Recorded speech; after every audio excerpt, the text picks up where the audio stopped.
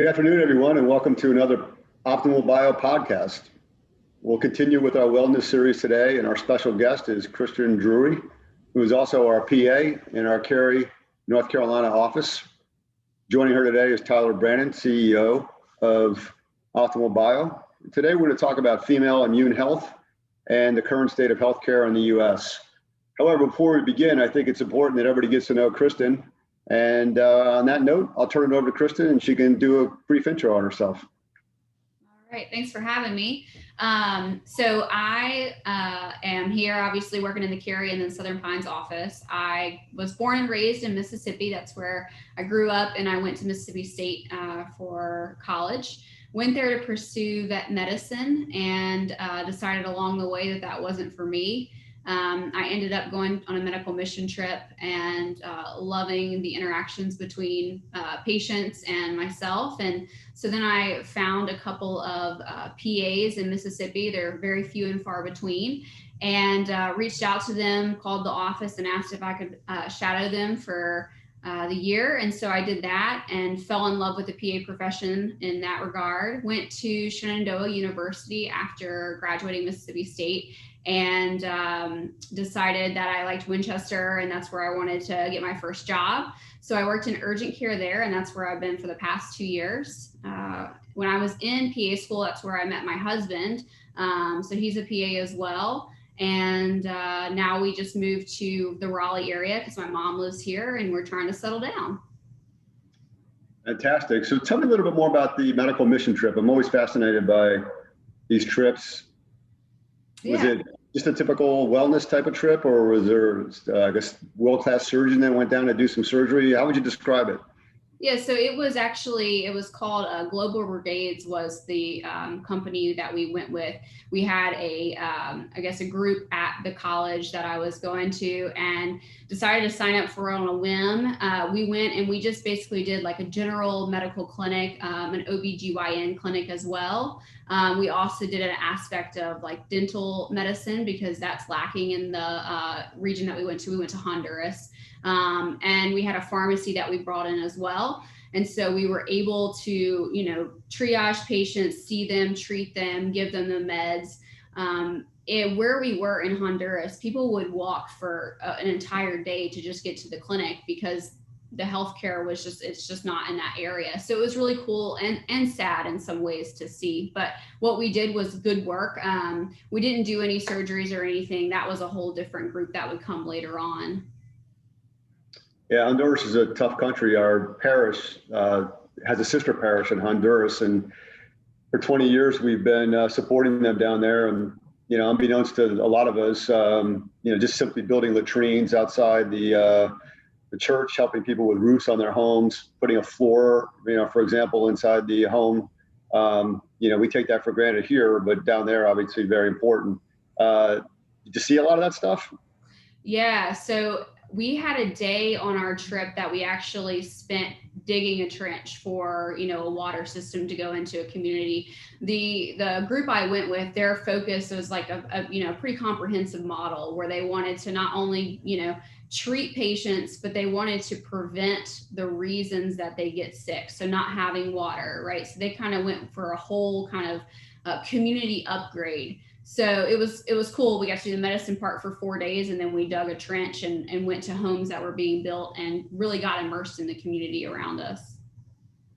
So the goal obviously is to continue to improve their infrastructure, basically to make them more healthy. Yeah. And it's kind of what we do here at Optimal Bio as well. So that could be a good segue into something else in the next few minutes. So you go to urgent care and you're there for a few years. That must have been a really cool experience because, in urgent care, it seems like you're going to be busy every single day. Yeah, you're definitely busy. So 12-hour shifts is what I worked there, 8 to 8. Patient could come in at 7:59 and we had to see them, and help them. It was always high stress because you never know what's going to walk through the door. I didn't have appointments there. So, somebody would walk through having a heart attack and I'd have to fix that, or they're in a cardiac arrhythmia and I have to fix that on the spot. Or you could have a sinus infection, and that could be someone's worst day though, right? Because they're sick. So both sides could be someone's worst day. So you're kind of helping them at their worst and kind of making them into a better person. But yeah, it was a lot of high intensity, high stress. The medicine was very cool, just all the conditions that you got to see, and the knowledge that I got to get over those 2 years. Was there any focus at all in urgent care on wellness, or because you're just so busy with and it's so unpredictable, there was never any time for that? No, there wasn't any time. I mean, the only time that maybe we focused on wellness was if they came in dehydrated, right? And I'd say, you got to drink more water. Or they came in and their blood pressure's through the roof and they're overweight. We had a conversation very briefly about, you need to exercise, you got to eat healthy to fix that. But no, unfortunately with urgent care, I think that it's such a fast-paced environment, and you're in and out to see the patients so quickly that you don't have the time to sit down and really have those in-depth conversations about wellness. What's your biggest takeaway having worked in urgent care for the last few years? Biggest takeaway. I think that,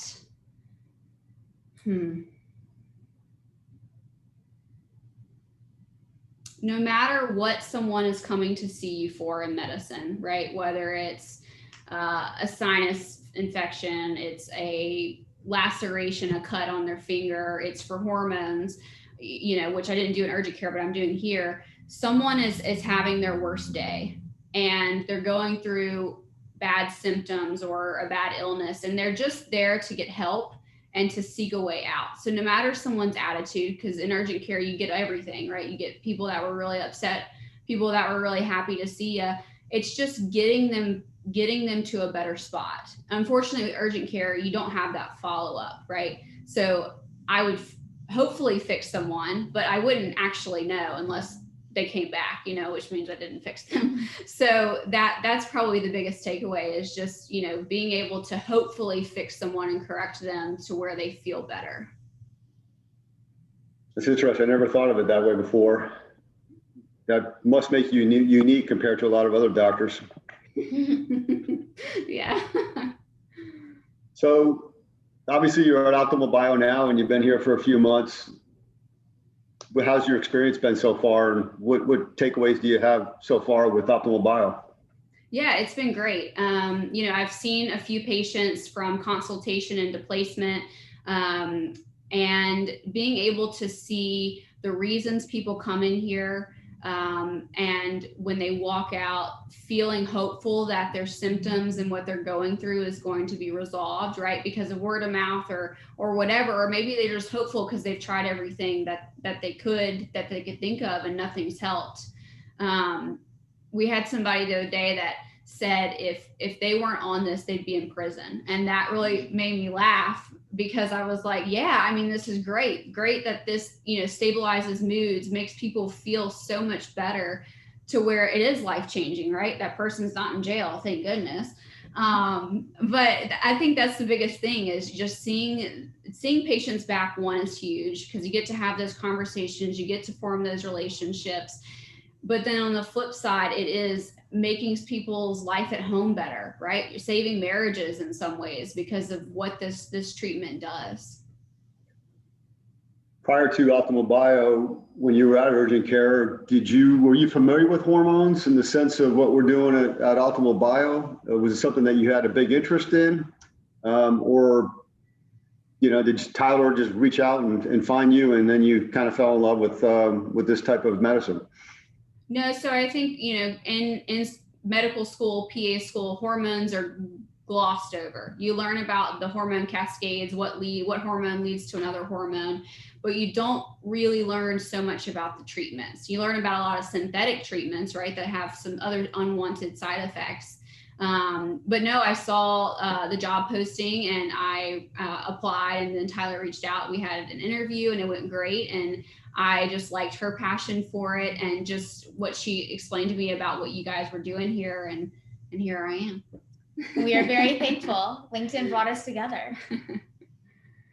Well, looking back again on your urgent care patient experience, if some of those people were treated with BHRT, for example, or thyroid or whatever we do here, do you think there would be less people going into your urgent care office? Yeah, I mean, I think with, like, let's take females, for instance. Menopausal females, they experience vaginal dryness, a lot of vaginal symptoms.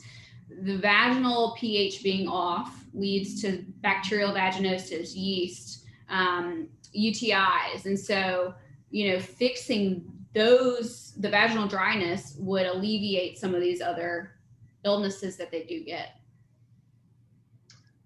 Well, let's talk about the immune system right now in females. It's a good segue. Let's walk through the 20s, the 30s, the 40s, 50s, 60s, for example. And I'll let both of you, talk about the immune systems in those age groups and what kind of recommendations, females in general should be doing. Yeah, do you want to start? Or me to start? You go. So I feel like for the immune system, 20s, 30s, 40s, 50s, 60s, all the foundations should be the same. And then, as you get into your, upper 30s, 40s, whenever you decide to say, do hormone treatments or something like that, that also plays a huge effect on your immune system. But the two foundations that really build your immune system, and you can't, work your way around it, would be a healthy diet and sleep. Without those two, you can't work out enough to have a good immune system. So a healthy diet is one that's focused on proteins and healthy fats, good low sugar fruits and vegetables, really trying to stay away from the sugar and carbohydrates, especially the refined ones, and then sleep. People don't realize how important sleep is. I know it's taken me a while to actually realize, like, wow, sleep is vital, because that's the only time your body has a chance to heal the cells, your mind, your gut, which plays a huge role in your immune system. Of course, we always talk about movement. Like, people might not love working out. I love working out. Kristen loves working out. But finding something that you enjoy to move, whether it's be a morning walk, but especially women, you should start this in your 20s, but 30s, 40s, 50s, strength training is so important and so vital to your bone health and your muscles and giving that immune system. So when you work out, your gut microbiome changes, and it changes for your immune system. So you really need that. I'd say community. There's been so many studies, especially over the past year, that's been very evident that there's even conversation that community may be more important than a good diet, because humans really are built for that human interaction, that, whether you're laughing, hanging out, just that human connection is really key. And then I say the last one is being outside.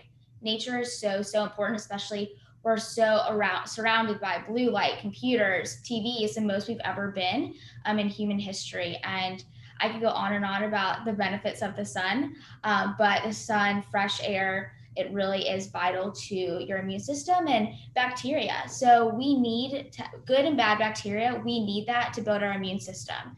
So it really will be interesting of all these people that have truly been quarantined, what's going to happen when they just get a common cold because they haven't been around that bacteria to build their immune system. Kristen, anything to add? Yeah, I think another thing to add is hydration.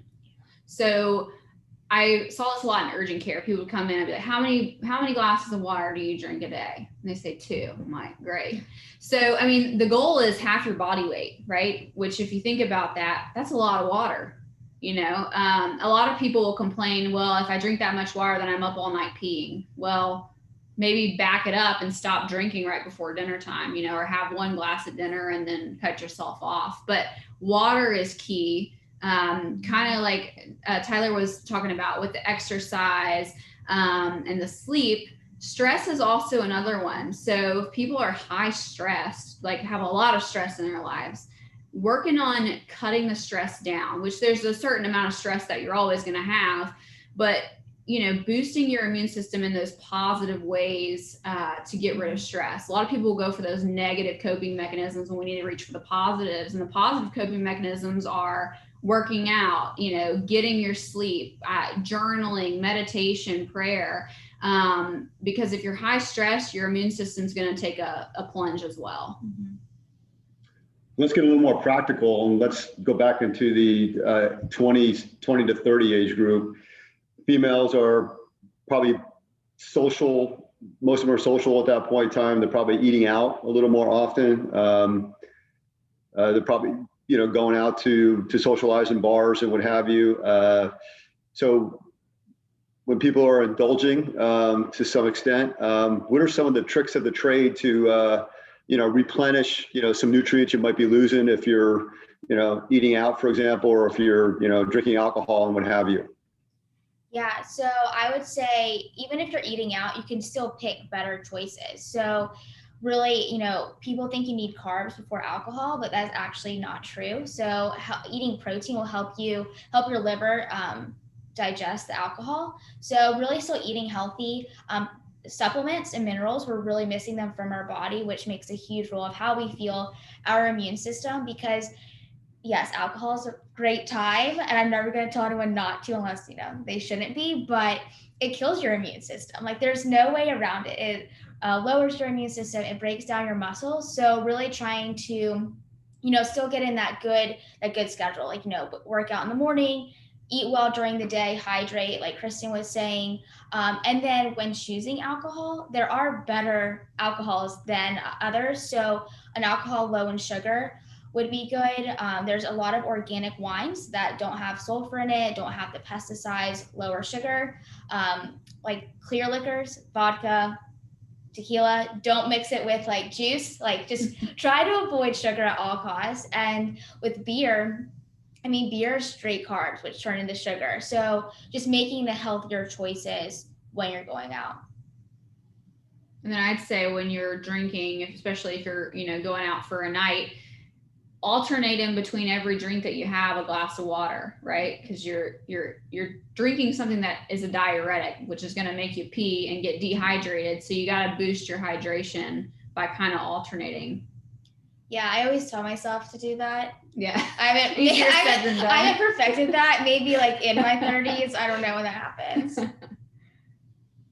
So the clear alcohols are a little bit better for you than the beers, let's say, and what about the bourbons and the whiskeys and, the browner alcohol? That seems to be very popular these days. Yeah, so they have more calories and more sugar because they're barley and wheat. So people who should not be eating gluten should not avoid those at all costs because heavily have a lot of gluten in it.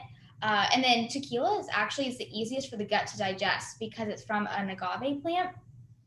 So I would say if you really like, because I don't even like bourbon or whiskey, so I can't talk. Do you like it? I do, yeah. So you can talk more about it, how you think the best way to drink it is. Well, a lot of people will say just drink a glass of whiskey straight, right, with like an ice cube or something like that. So at least you're not mixing it with juice. True.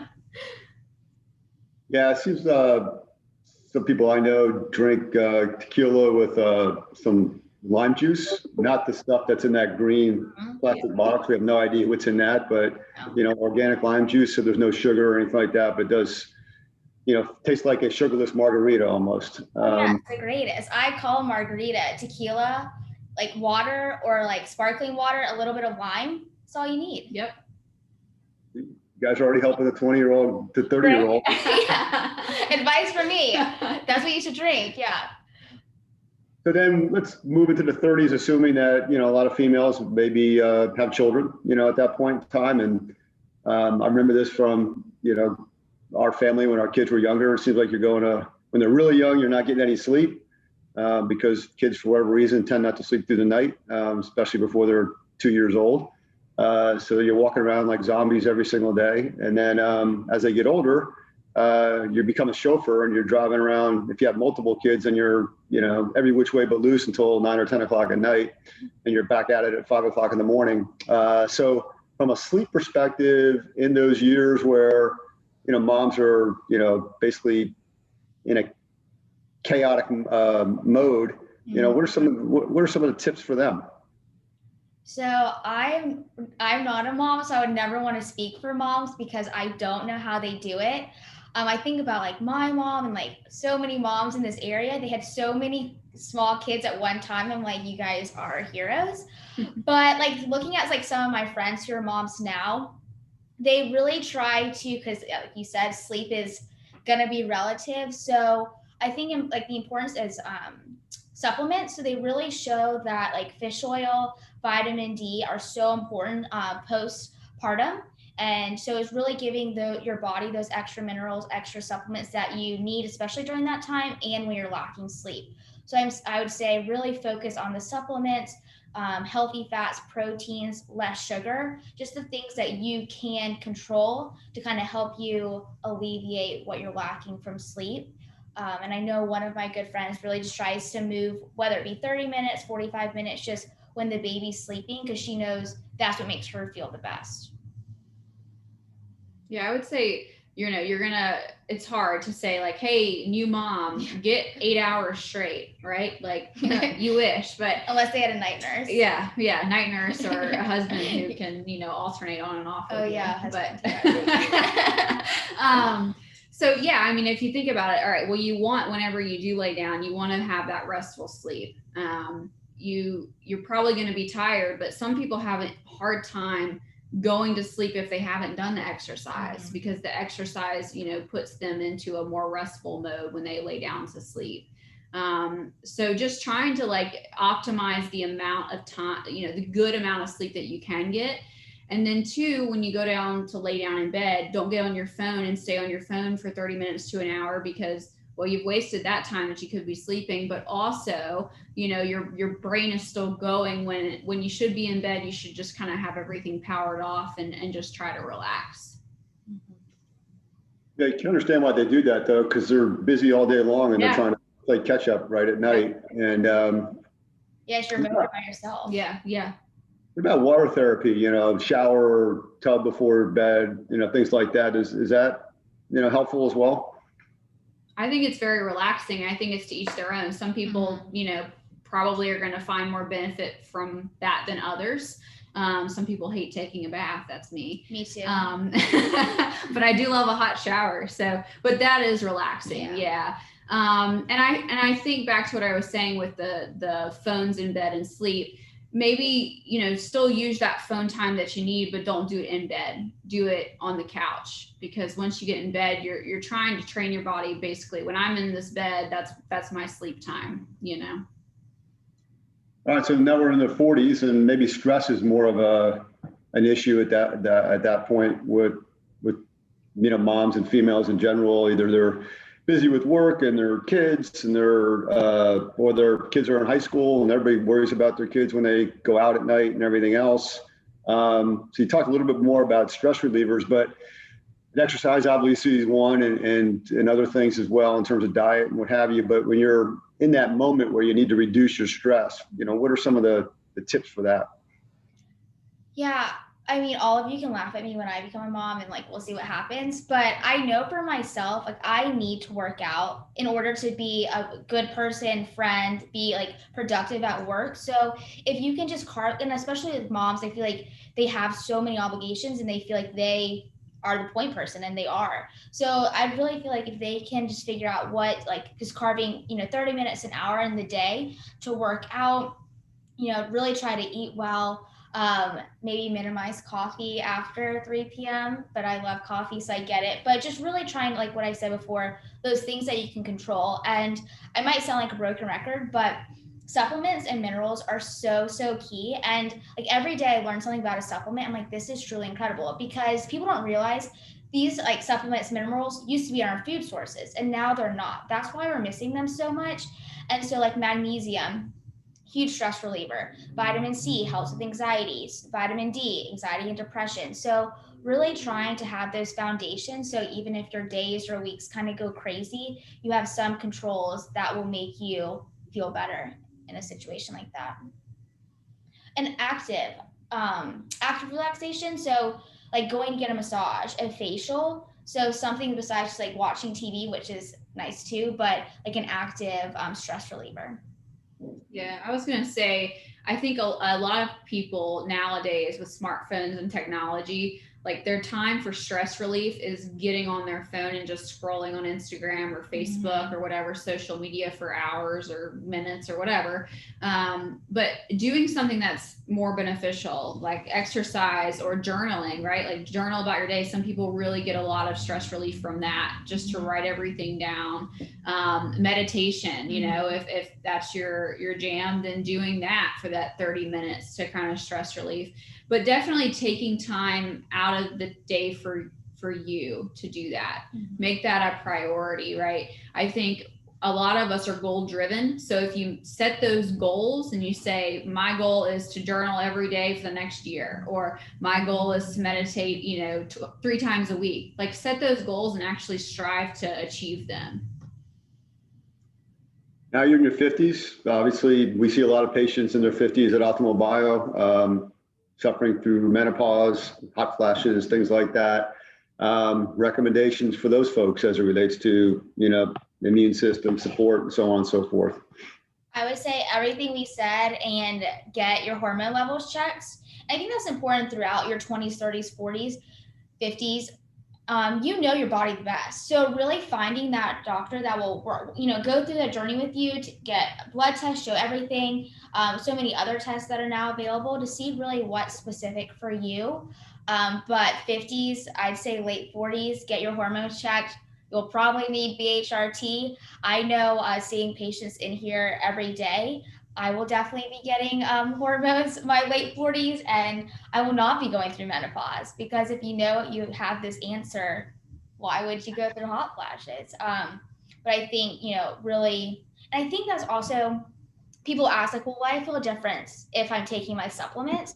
And you have to think of your supplements as like a 401k, like they're gonna build. And so hopefully you've been taking them, so like your 50s, 60s, 70s, you feel the best you can. We're not saying when you're 50 you should feel 19, but who wants to be 19 again? But everyone should feel healthy, active, you know, have that energy to enjoy life.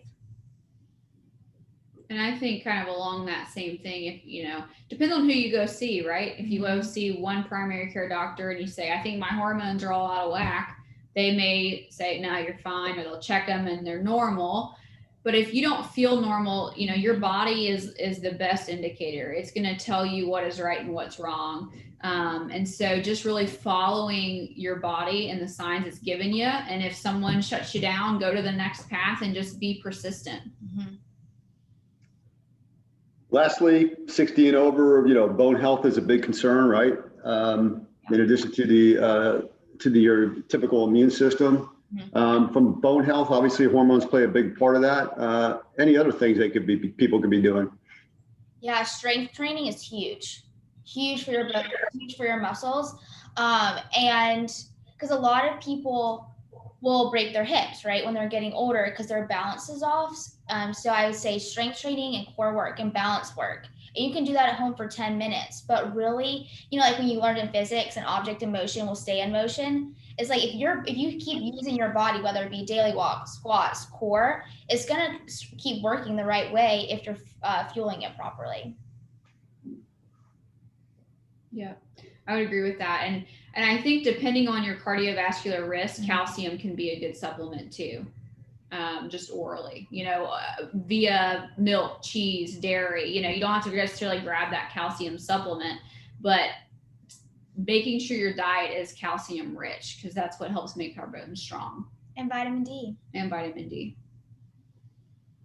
All right, so foundational must-haves for everybody for supplements, whether you're in your 20s, 30s, 40s, 50s, 60s, and beyond, are what? I say vitamin D, 10,000 with K, fish oil and omega, brain health, heart health, probiotics, and a good multi. And I think you have to really find a good source. So many supplements are filled with additives, or they're not the amount, your body's not absorbing them. And then I really think what we said, like everyone's so different. So really figure out, okay, those are the foundations. And then what do I need to add on top of that? Like, I know I'm probably a unique situation, but I take about 20 a day for my specific needs. And so I think that's just really important. So those are the foundations, and then figure out what you need. Yeah. And some people, you know, will reach for zinc. Zinc has good immune health benefits from it, iodine as well. But yeah, I think what she was saying, it's all about what you need as an individual. There's not just a huge, pack of pills that we can throw and say, this is good for everyone, because everyone's different. And I'd also add vitamin C. Yeah. Not from orange juice. Orange juice is straight sugar, and it actually kills your immune system. So vitamin C, I'd add to that too. Speaking of orange juice, we'll switch topics to another liquid, milk. Is milk a great source of calcium, and would you recommend it to people out there for bone strength? I would say if it is not a whole milk is full of sugar and those types of things. I think depending on the person, you're looking for a good source of calcium, and it's all about managing. You don't want to reach for a juice, right? Because juices are full of sugar, but same with milk. So I think if you have to drink milk, you're going for like the 2% milk, right? Where it's lower on the sugar index. But I would reach more for cheese or yogurt. So I'm the total opposite of that, which again, find your information. I would say very limited dairy because of added hormones, and you can get calcium in other products. And I would say if you're going to drink milk, do the whole milk, but organic, so less sugar. Oh, a little debate going on. Maybe we should have a debate. But again, like if someone feels good having a glass of milk a week, sure. Again, but I would not say drink milk every day. The whole got milk, no. Right. You just don't want to make milk, 80% of your diet. It's just not, it's going to be counterproductive over time. Yeah. But you have to give, the milk lobby credit, because they've done a great job in the last, 40 years of, making milk analogous with building muscles and having strong both health and everything else. Especially if you look like at a yogurt, like an organic, there's going to have protein in it too. Yeah. But with yogurt, it's reaching for the one, like you have to really pay attention with yogurt with the nutritional label, because a lot of them will have like 20 to 30 grams of sugar in it. Mm-hmm. And you just can't, that defeats the whole purpose of eating a yogurt. Sure. I think number one, if someone follows me in a grocery store, I'm always reading a label. Yeah. So I always read the label. I would notice too that some people have skin issues if they drink a lot of milk. Why is that? Because the added hormones in the cow is now we're drinking it. So I would say the added hormones, and then it causes inflammation, which causes acne. And a lot of people, because of the added sugar and the hormones in the milk, we can't digest it. And if we can't digest it, it wants to come out of somewhere. And that's when the acne happens. Interesting. On that note, let's talk about protein then in steak and chicken and so on and so forth. There's a lot of females, I think, I'm speaking my only observation, so don't, kill me on the Zoom cast, that, if I have a nice piece of meat or if I have a nice piece of chicken, that's, I shouldn't have that. I should be having salads. It's like there's a stereotype out there that females, are pressured to be more vegan, I guess, even though they're not 100% vegan in some cases, but shying away from, some of the, I guess you could say, the more masculine food. Mm-hmm. What's your take on that? I love meat. I eat it almost every, I skip breakfast a lot because I do intermittent fasting, but I always do it for lunch and dinner. I feel like it fills me up. And I get my vegetables in as well. And then I don't reach for those carbs, right? Because I think a lot of people associate, I don't know, like females, they do reach for the salad. Like there's that joke, like when you go on a first date, you're not going to get a hamburger and you're going to get a salad so that like you're classier, right? When you're on that date. But, I feel like to fill you up, you have to have something of substance. Mm-hmm. And some people are not like that. Some people could be vegan and it works perfectly for them. But I think the protein in meat is so important for us. Energy, all of those things. So eat a piece of meat. Go for something more organic without a bunch of, crap in it like hormones. But it's so good and so beneficial for you. Mm-hmm. And I don't love it just because I don't think my body digests it well, but I know it's important. So like she said, really try to do like organic, non-GMO. I love seafood. So I really try to eat that more, and chicken, but as females, I don't know why God, like we need protein too. We need good fats. And the minerals in meat really helps us too. So yeah, eat that. Stay away from the carbs. Like we all love some carbs, but proteins and fats are key. And when she brought up intermittent fasting, to go back, I really think that's the foundational principle. Maybe not your 20s, but 30s and up, intermittent fasting is key for health. Like sleep, it's your time that your cells will turn over and heal. Yeah, the intermittent fasting thing is interesting because I think it works for some people really well.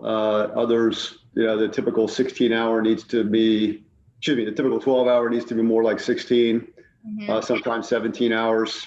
And then there's some people out there, one in particular that I know right now is eating for 2 hours a day, but they eat everything in 2 hours. So they almost like intermittent feast, but they're not.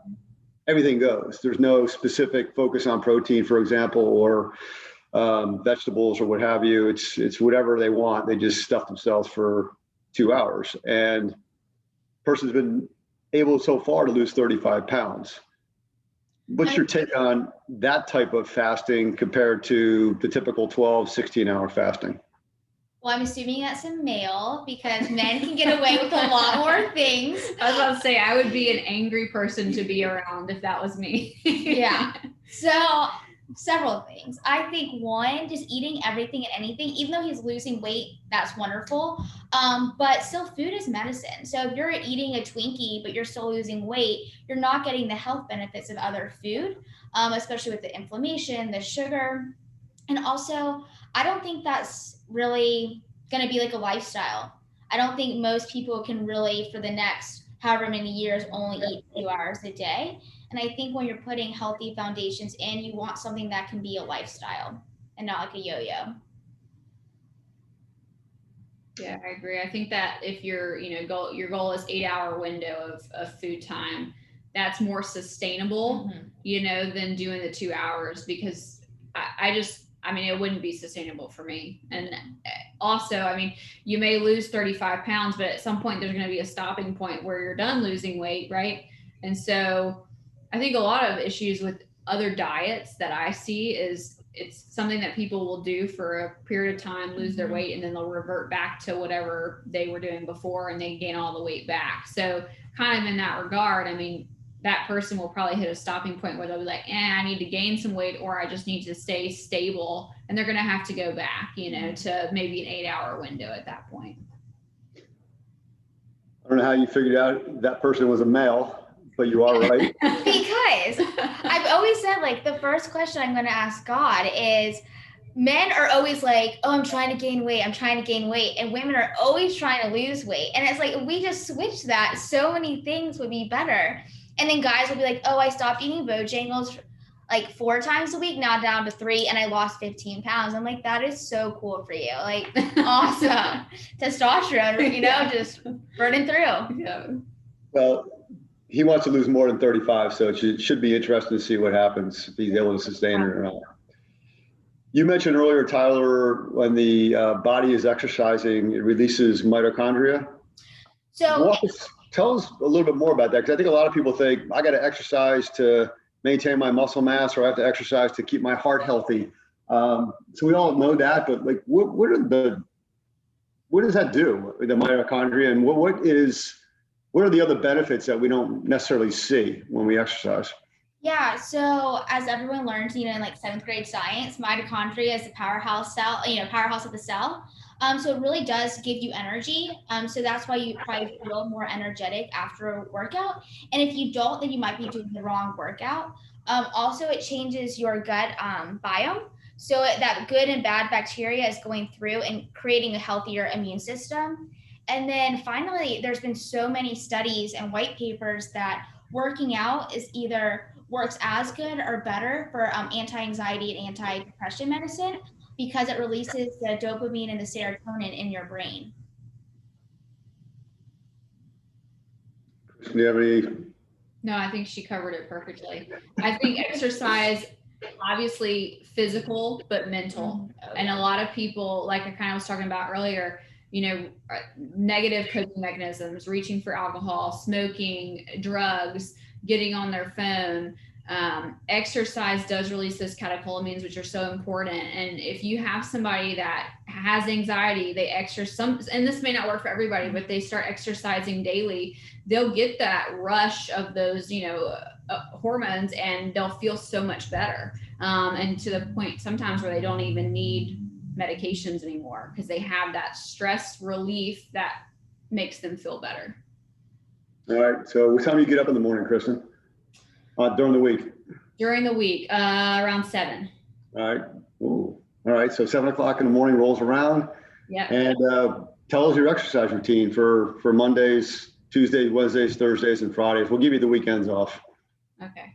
I do the weekends, but it's a little bit later.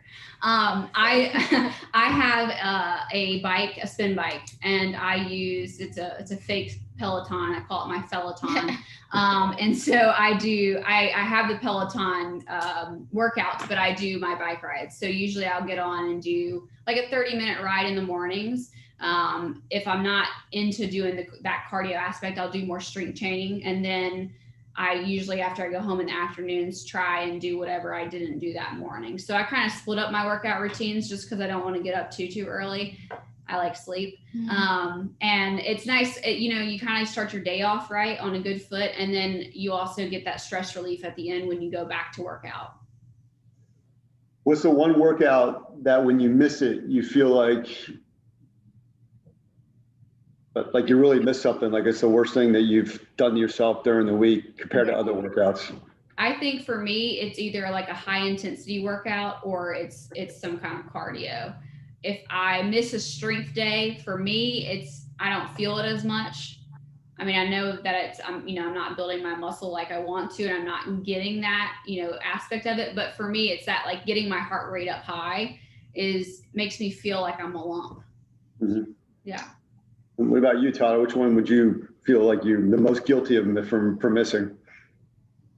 I feel like any of them, because I have a schedule of what I'm going to do. So it's when I miss whatever that workout that morning is, I feel a missing piece. But it's interesting. This past year, I started hot yoga, and I have been like, I'm not a yoga person, but COVID brought me to hot yoga. And when I missed that, I'm like, oh my gosh, my body really needed that.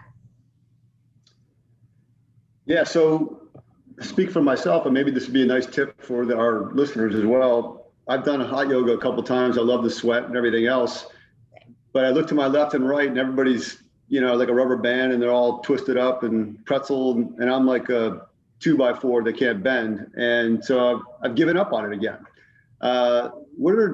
What can you tell the audience about just kind of sticking with it, especially if you're not, flexible? Mm-hmm. So, I mean, one, you shouldn't worry about if someone's looking at you in a workout, because if someone's watching you, they're not doing it right. So they, I am someone yesterday almost fell next to me at yoga. And I kind of noticed it because I was like, oh, I hope he doesn't kick me in the face. But that was it. Just your own little world. And I used to really never be flexible. And then I started a new type of workout that made me more flexible and not like the yoga flexible. But you just stick with it. If that's what you enjoy, I know I'm not good at yoga, but I love going and it makes me feel better. But I do think, especially as we age, we do need to work on flexibility.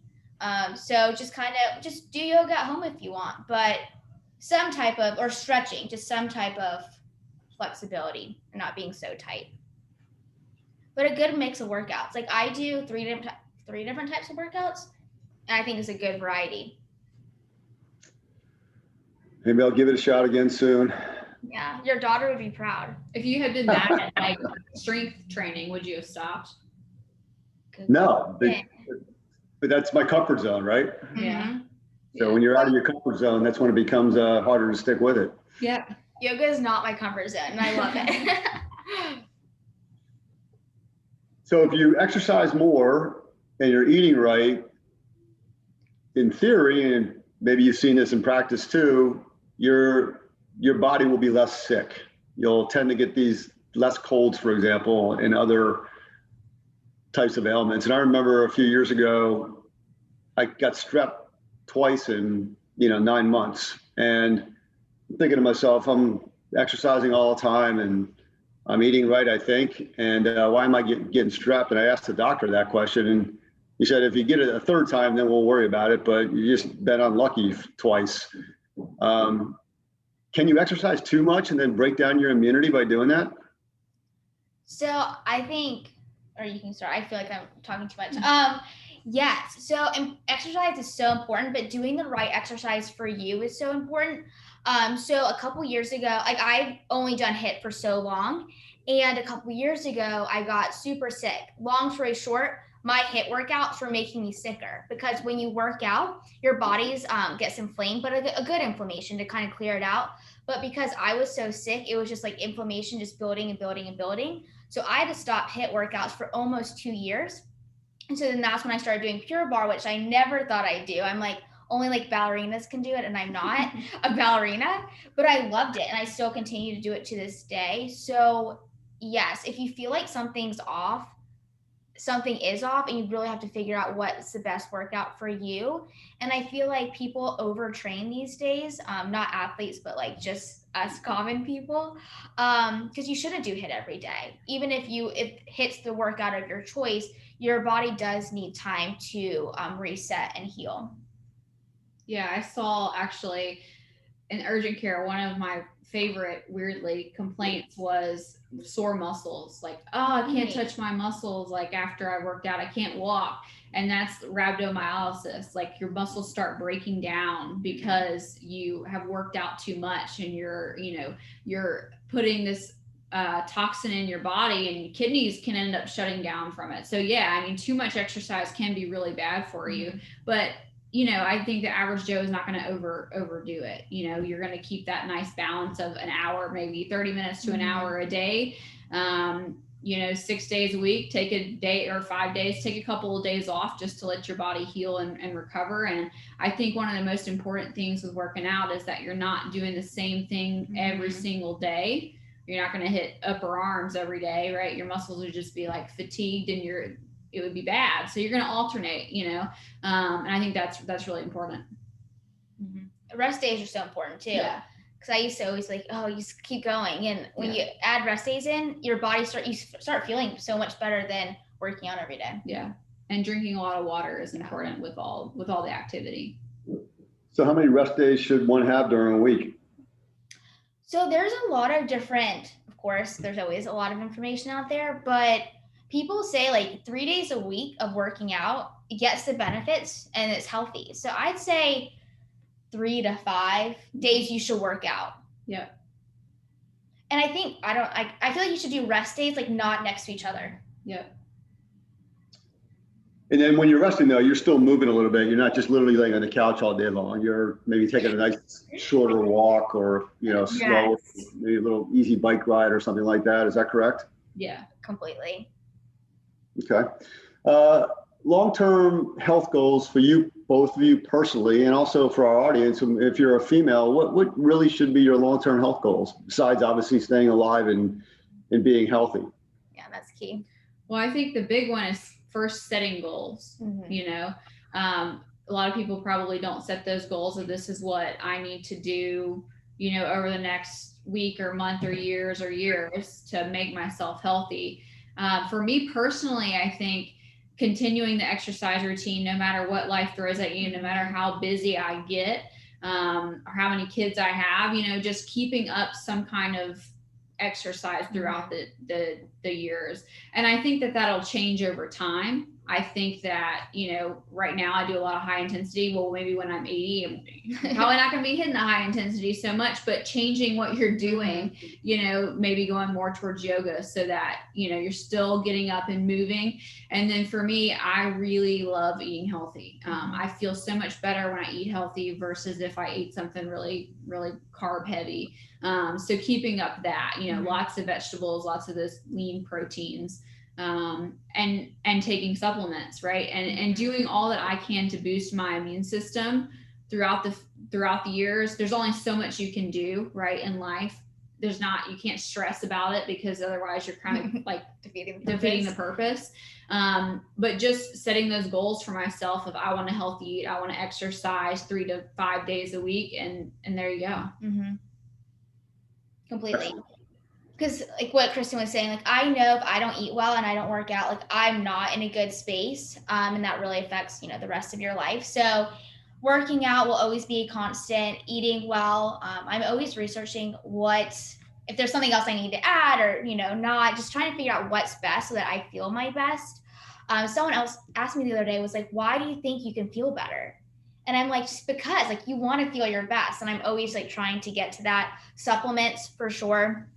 I work with a great doctor that, I feel like we're always, if we need to do another test or what have you, to really just try to get to that optimal life. And because I want to age gracefully, like and say like skin, wrinkles. Women always talk about wrinkles, right? But like people don't realize food and water play such a big difference in your skin, and supplements. So those are, and then I guess, I mean, I'm nowhere near having children, but I always think about fertility because so many women have problems with that now. So just trying to figure out, is there something you could help with that or not? Just trying to do a little research. Do you think today there's this fear patients have of getting sick? And if so, how do you alleviate that fear? I think kind of what I just kind of talked about, it's a balance beam, right? Like you have to balance eating healthy, striving for that, healthy living versus stress. Because if you stress too much about how you're, doing in life, or if you're going to get sick, or, whatever's going to happen is going to happen. You can help boost your immune system to prevent a lot of things from happening, but we're not all controlling of our bodies, right? So I think if you put your best foot forward, you do as much as you can to boost your immune system. I mean, leave the rest to whatever you believe, if it's God or whatever else, right? I mean, it's ultimately up to that. I don't think, unless I've missed it, there hasn't been such a fear since COVID. That was the first time I felt like people were so fearful because they were just being bombarded with information at all time about fear. And obviously that didn't work out because, like she said, like if you're fearful and stressed, and it's just going to go in this horrible cycle. So I think that was like the first time that I really saw like a group think of being fearful of getting sick, which was sad because in this one it should have come in about nutrition and supplements and taking care of yourself. But you're bombarded with it, right? It's on, first of all, you walk into stores and everyone has, mask on, and it's like, okay. And then, social media, you turn on the TV, every show now, it feels like, at least that I watch Grey's Anatomy. And like this whole season's been about COVID. I had to stop watching for once, can I like turn on a TV show that I enjoy and not have to like live in reality? Like, I kind of use TV. I don't watch a lot of it, but like I want to see something else that I'm living in, right? So I think with COVID, we've been so surrounded with it, and I agree. I mean, fear to me has taken a whole new level. The amount of people I saw in urgent care the past year that came in with anxiety and depression that was new for them just because of what we're dealing with, was at an all-time high. And it was sad to see. It's very sad. I mean, COVID has a lot of PR firms working for it. So, I mean, we see it.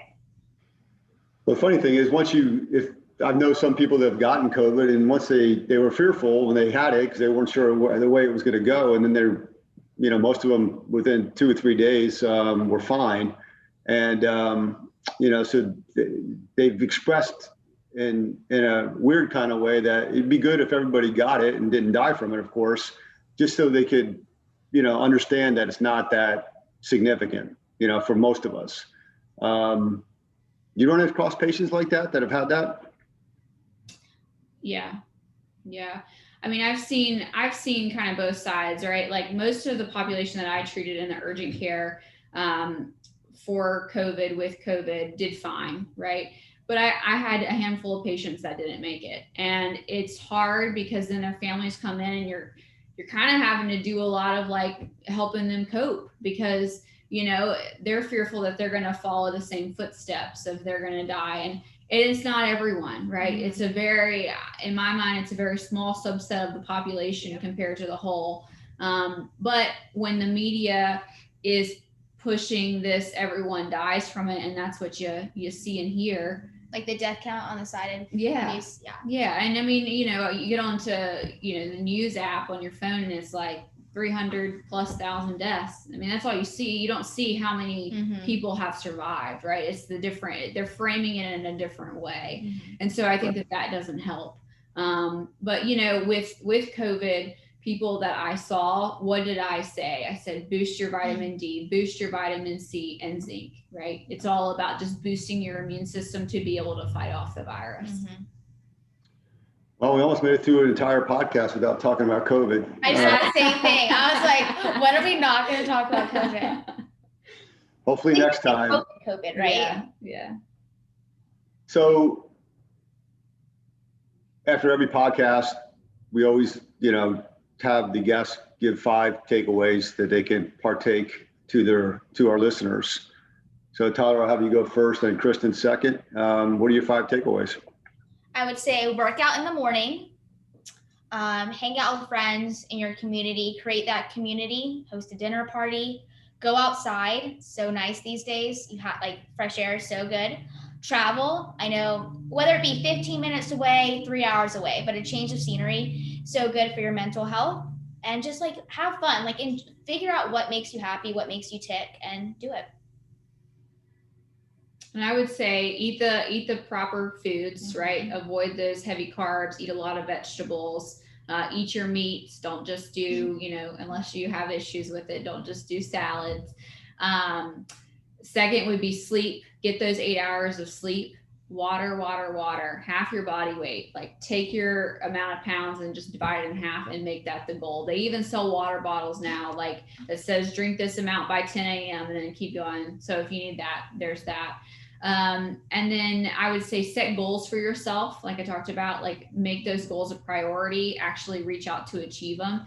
And then mental health, do the things that will help you positively cope, whatever those are. Like I said, meditation, journaling, prayer, exercise, reach for those things instead of the negative.